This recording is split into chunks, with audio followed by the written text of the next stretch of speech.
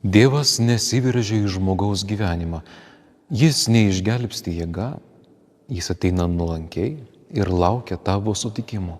Kiekvieną kartą jis lygtais klausia tavęs, ar šiandien tu nori, kad būčiau su tavimi?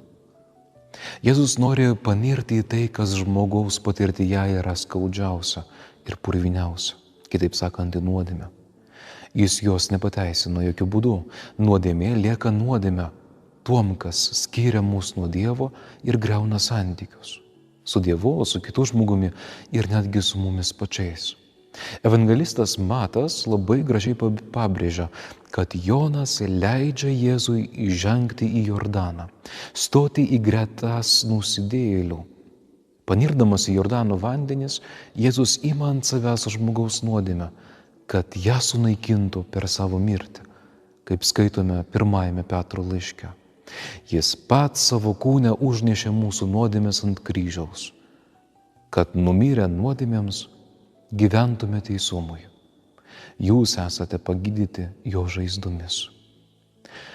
Jėzaus krikštas Jordane jau numato kryžių.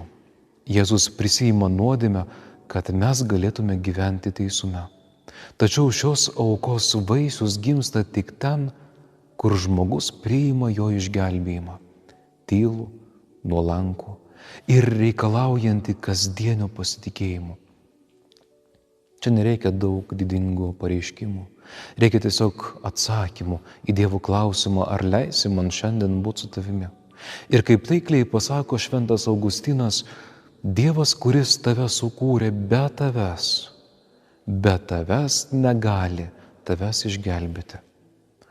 Tavo sutikimas yra būtinas, kad išsivaduotum iš mirties ir pradėtum gyventi su Dievo pagalba.